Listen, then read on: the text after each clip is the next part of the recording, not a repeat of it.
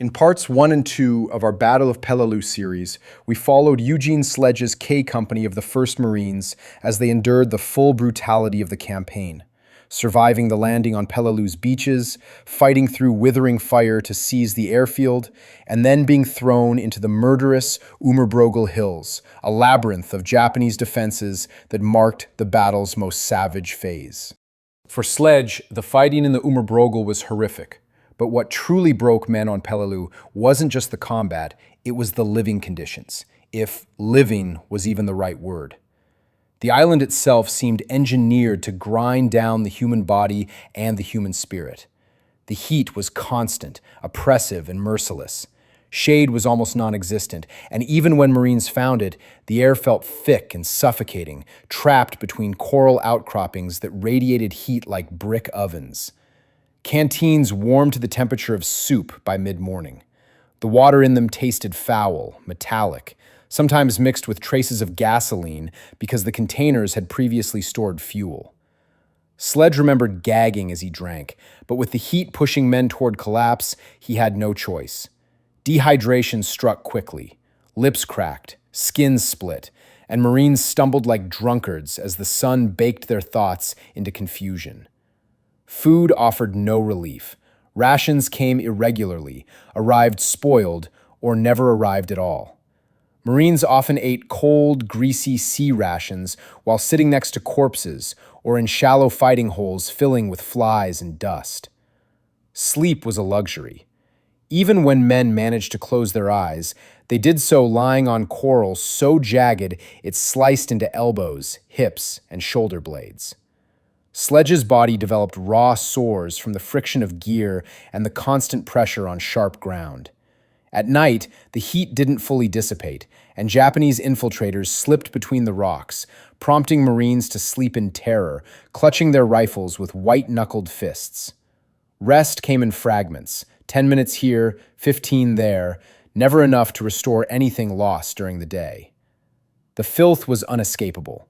Flies swarmed in biblical numbers, drawn by the thousands of rotting corpses, Marine and Japanese alike, that littered the battlefield, often in places too exposed to retrieve, not to mention the open latrines full of human feces.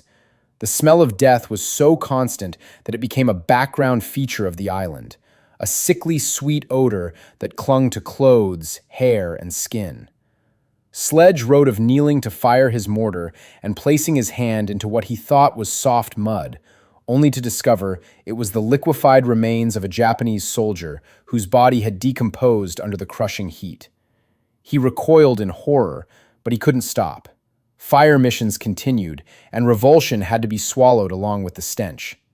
Diseases followed close behind. Diarrhea ran rampant. Men squatted behind rocks under sniper fire because their bowels gave out without warning. Infected cuts festered. Heat rash blistered arms and legs. The coral dust coated everything, creating a gritty paste of sweat, grime, and dead particles that rubbed men raw. Corpsmen worked non-stop, treating dehydration, festering wounds, blast concussions, and psychological breakdowns with whatever supplies they had left, which was never enough.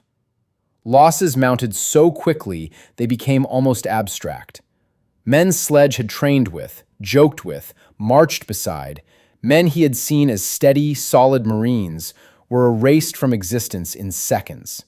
A mortar round, a sniper shot, a grenade rolled from a cave. Their bodies lay sprawled on coral slopes until nightfall or longer, some retrieved, others simply left because any attempt to reach them meant adding to the casualty list. Sledge saw replacements arrive, wide-eyed, pale, still wearing gear without dust, only to be dead within hours. He wrote that Peleliu devoured men, and that was exactly how it felt. The islands swallowed human beings the way a furnace consumes fuel. But the greatest price wasn't paid in blood, it was paid in the mind. Sledge witnessed veterans, men hardened by Cape Gloucester and Guadalcanal, break down in ways he never thought possible. Marines stared into nothing, trembling uncontrollably. Others refused to move when ordered, their willpower shattered by the endless heat, the unending fire, the sight of friends blown apart or rotting in the sun. Some men became mechanical, speaking little, eyes blank, moving only out of habit rather than conviction. The brutality of the fighting stripped away personality, humor, and emotional warmth. Sledge felt it happening to himself. He described how his soul seemed to harden, layer by layer, not out of courage, but out of necessity. Compassion shrank, rage simmered, fear became constant, a silent companion that lived behind his ribs and tightened its grip every time he heard a mortar tube pop. Worst of all was the realization that death no longer shocked him. The first bodies he saw had horrified him. Weeks later, he stepped over corpses almost without noticing, his mind too numb to react. By late September, the Marines controlled the airfield and the southern end of the island. But the Umerbrogel pocket continued to resist with fanatical tenacity. Sledge and the rest of K Company were sent into this pocket again and again, trying to push Japanese defenders out of caves so deeply entrenched that even naval gunfire and 75mm pack howitzers barely scratched them. The 1st Marine Division spent over a month grinding through Peleliu, long after the 3 days predicted by Rupertus. It broke them. It cost them their strength, their health, their friends. Many units were reduced to skeleton crews. When the Army's 81st Infantry Division finally relieved the Marines and finished clearing the island in November, the true scale of the slaughter became clear.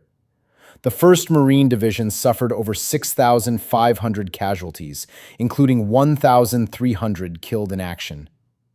As for the Japanese, they lost about 10,000 soldiers during the hellish battle. Peleliu became one of the Marine Corps' most controversial battles, one of extreme bravery overshadowed by flawed strategy.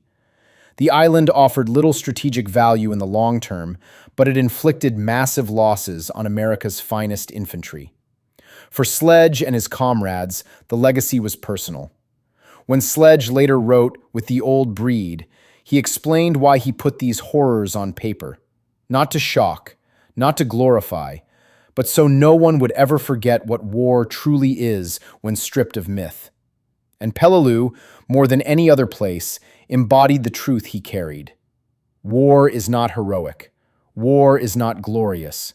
War is the collapse of civilization into its most primal and merciless form, and Peleliu was its most perfect expression. Thanks for watching. If you like what we do at Virus Martis, please leave a like and consider subscribing to our channel for more content like this. See you next time.